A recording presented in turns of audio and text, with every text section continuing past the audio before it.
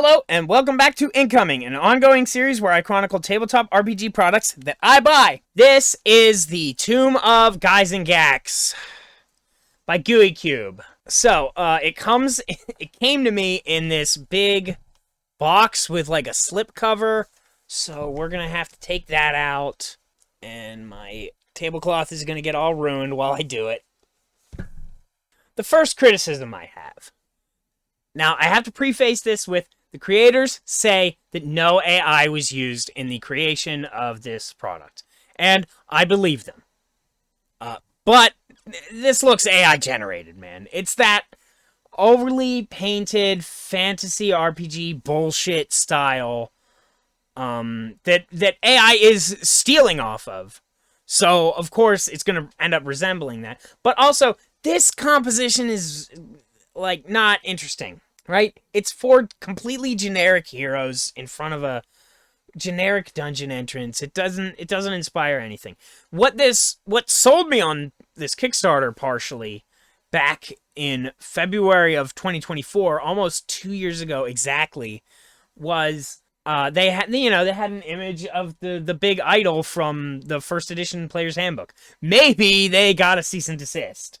And they couldn't use that anymore. Because I actually don't know if I've seen that art anywhere in that. We'll hold on to that because we'll be able to see. So once you take the slip cover off, it comes in this completely generic black box that lifts open like this. I don't know how much I paid for this. It was 2 years ago, but I assume I got the relatively normal version of it.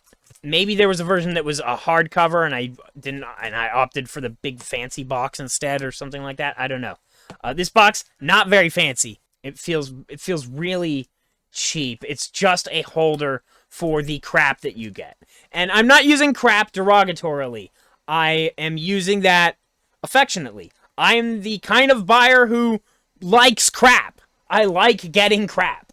If you are making a module like this, this kind of crap is actually great for me. When I was running 5e games all the time, I would have loved to have all of these little cards with the magic items, with the new spells, with whatever this is. I think it's just more magic items. This is NPC. This is a whole thing of NPC portraits, which I could still use. I could still use this, I guess. The main thing, I was not expecting this when I got this.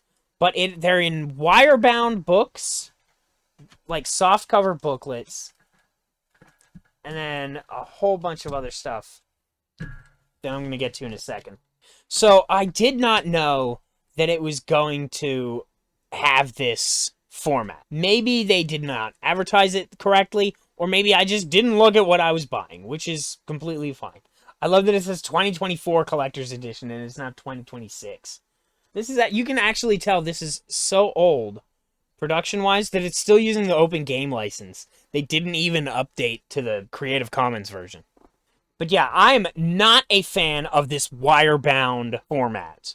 I do not like it. I don't willingly buy anything that's like this.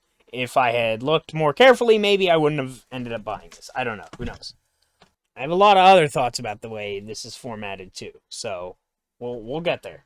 So, one of the reasons that I put in for this is that Luke Gyzaengaxx is involved. And I think Luke is a perfectly fine guy. I'm interested in stuff that he makes sometimes when it falls within my interests and price range. When those two Venn diagrams cross over, I'm down. It actually says they don't do AI art, humans first. Despite my feelings about the art, they're saying it's not AI generated, and I believe them. They have a whole bunch of here's the thing. This is a trad module, baby.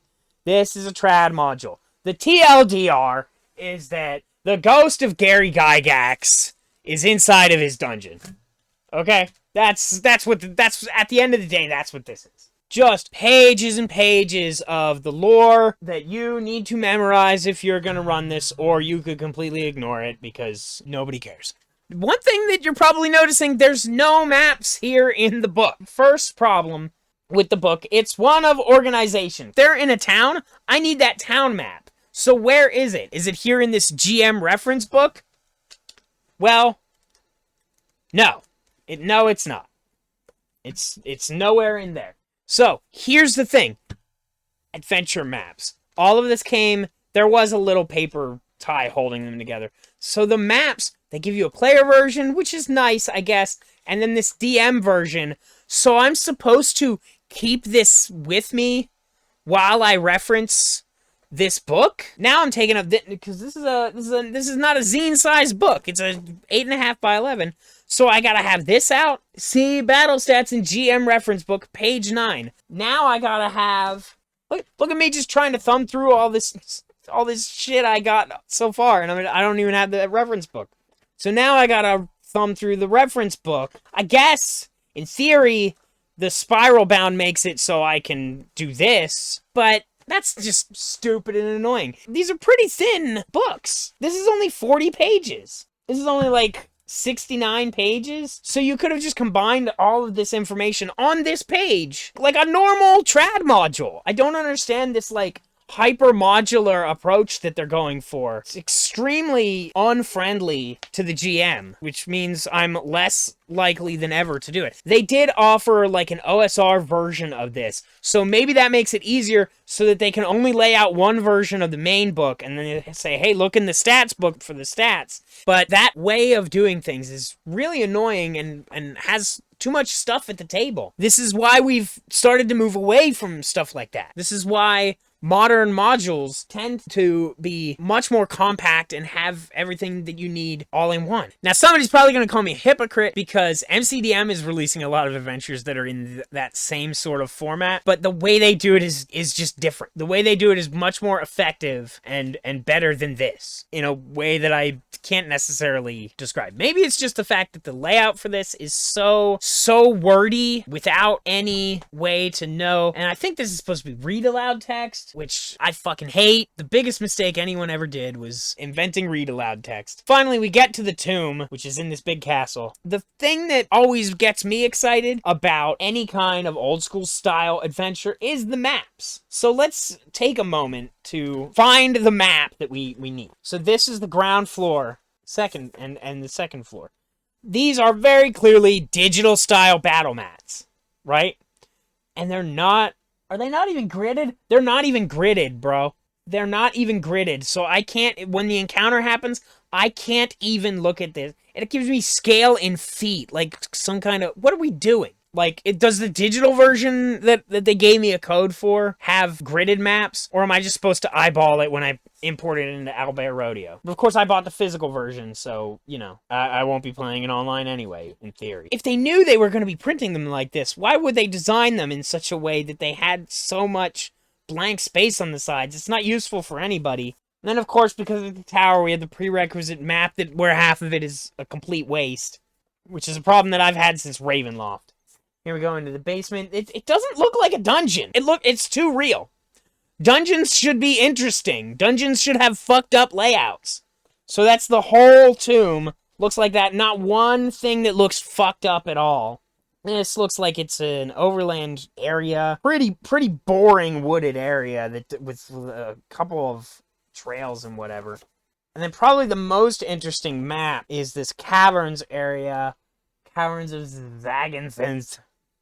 They want to use Sojcan. And so we do have on the map is our idol guy. Maybe the artwork is in there. Because the good news is, look at that. I have 40 pages of loose leaf printed out. What the hell is this? How many trees did we kill for this? We got this stuff. I think this is basically like every single piece of art in the book is made into a handout. So that I guess I can show my players, because I'm incapable of holding up the book, I guess. I guess there's a robot later. Demon head opening. This is clearly supposed to be, you know, the free ice cream guy. And I've already discombobulated these from the order. You know, thank God, at least they put a little label in the corner so I can see what number I'm supposed to be on.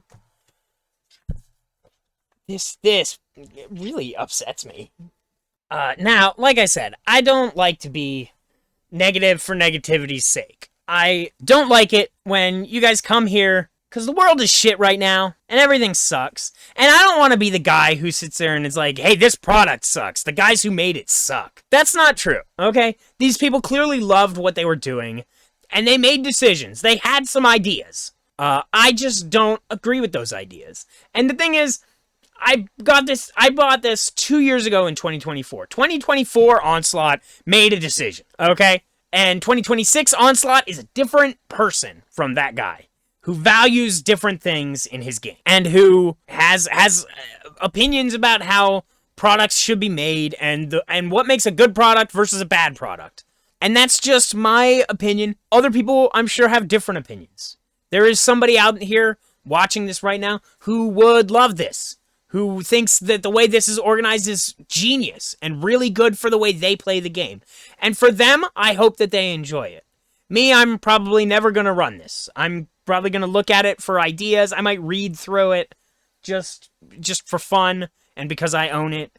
But other than that, if you're looking for something really old school, this isn't it. This is a trad module. This is 2E at its finest. And if you're really into that, go ahead. By all means. Me, I'm looking for something else. So, until next time, take care of yourselves, take care of each other. Black Lives Matter, trans rights are human rights. ACAB. Don't kill the part of you that's cringe, kill the part of you that cringes. And stay gold.